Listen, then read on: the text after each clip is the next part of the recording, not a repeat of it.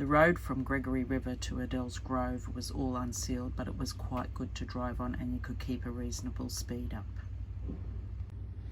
We stopped at Adels Grove, had a quick look around and had our lunch, and decided that we didn't want to stay there for the night, so we continued on.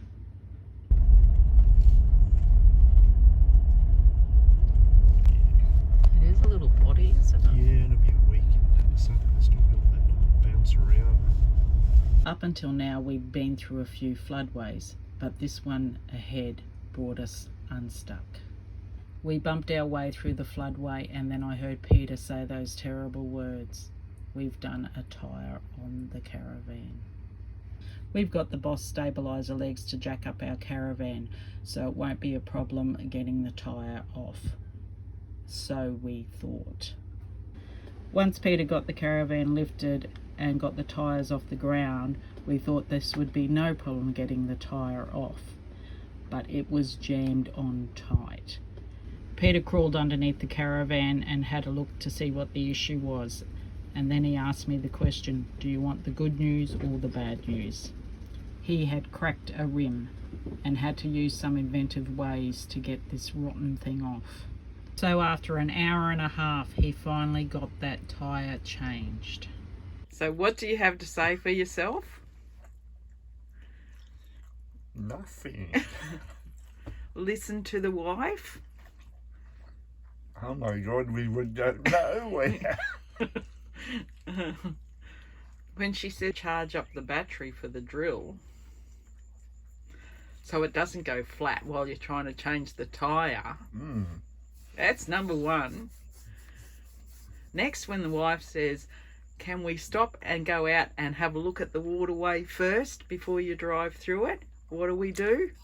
We listen to the wife. Were you surprised about that one? Of course I was surprised. So considering the others we'd been through, that was a bit different.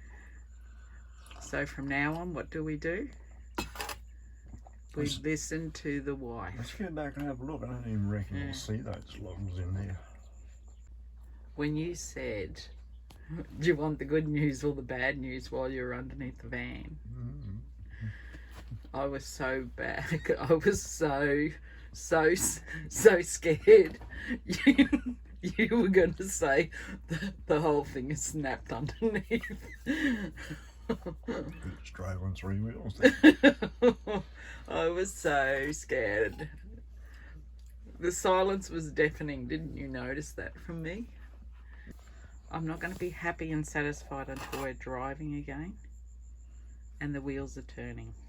Just got to put air in the car tyre. So that keeps on going down. When are we going to get to Alice Springs? Once we finished our lunch, we continued on our journey looking at the sights as we went along. We came across the termite mounds, which were pretty cool to see up close and personal. We also came across some pigs running beside the road. I'd never seen pigs in the wild before, so that was pretty neat as well. This is the Riversleigh Fossil Site.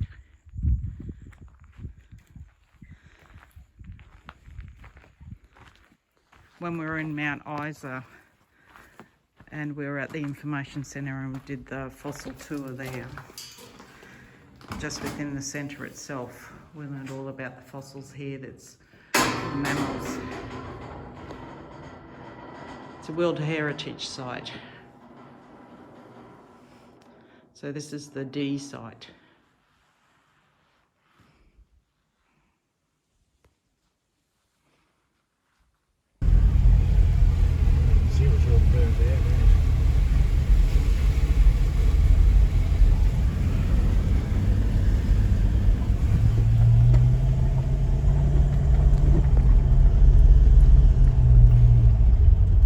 It was 3 o'clock in the afternoon and we were still 2 hours away from Camooweal, so we decided to pull up stumps for the night and camped on the side of the road.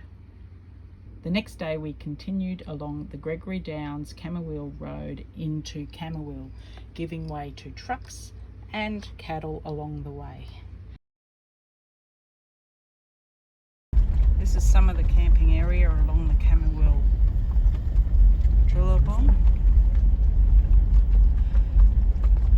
for a drive all the way along here, and Pete reckons there must be about nearly 100 vans parked up all along here. We're down further towards the bridge, and there's not many people down there at all. Here we go, this is where we are camped at the Camooweal Billabong. We are right on the edge of the Billabong here. Plenty of bird life flying around. There's pelicans, there's stacks of eagles.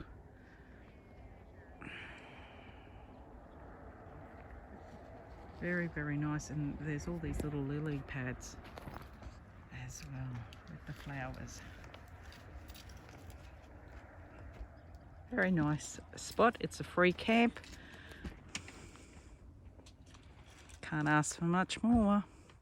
While in Camooweal, we decided that we would go to the Drovers Camp historical building. This was absolutely fantastic. They had some great displays there, and we also had a guide who used to be one of the drovers back in the day. We also checked out what they had around town.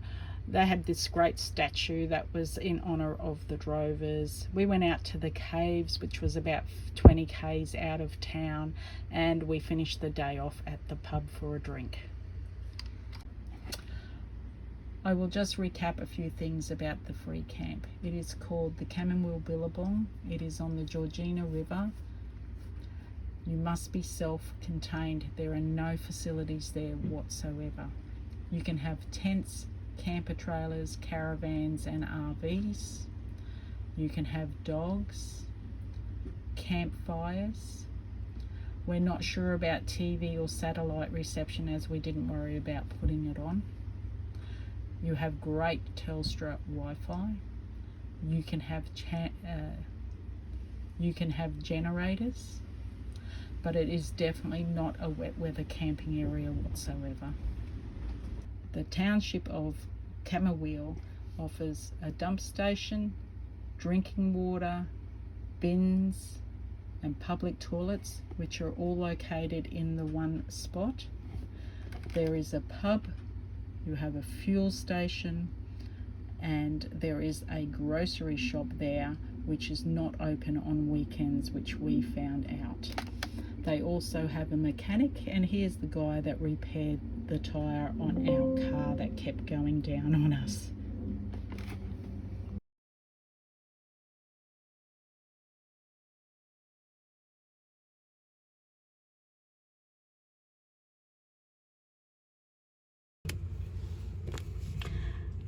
So we started at Gregory Downs. We travelled 88 kilometres on an unsealed road to Adels Grove.